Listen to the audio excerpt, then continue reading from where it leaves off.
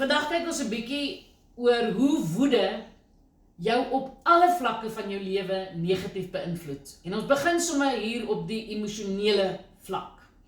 Kyk, Dr. S.E. McMillan, hy is 'n Christen medikus, maak in sy boek None of These Disease die volgende belangrike stelling. Hy sê, die oomblik wanneer ek 'n man begin haat, of 'n vrou, word ek sy slaaf.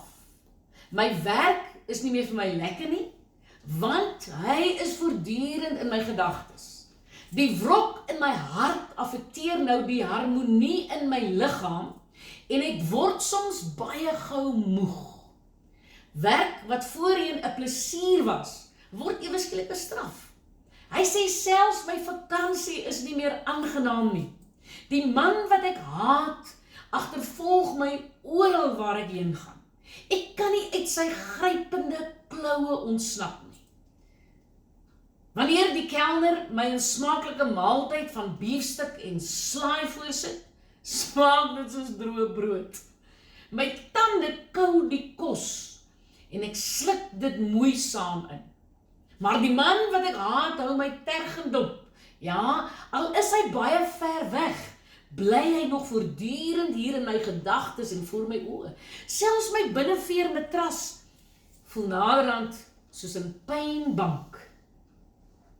Op sosiale gebied is dit 'n feit dat 'n nikkerige en ontevrede persoon nie baie bemind is nie, en gevolglik word so 'n persoon uit die samelewing gelaat.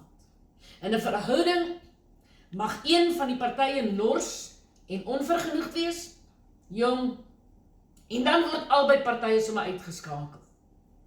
Dit lei dan weer tot ongemak tussen die betrokke 3 partye en dan bederf 'n verhouding wat andersins eintlik baie gelukkig kon wees.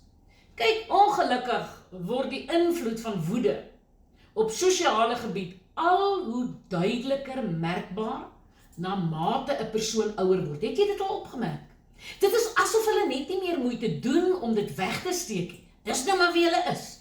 Asof hulle nie meer lus het om hulle beste voetjie voor te sit en so kom al die onderdrukte inhibisies, bitterheid en opstand na vore.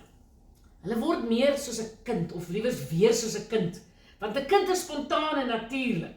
Maar hy die gesindheid van selfbejammering maak 'n mens 'n las verander om jou. En jy moet hierdie goed beveg, man. Jy moet. Ek praat in die volgende video bietjie meer daaroor. Jy kan intussen kan jy hierdie boek vir jou kry as emosies kom praat. www.co.za. Kry sommer die boek oor temperamente ook.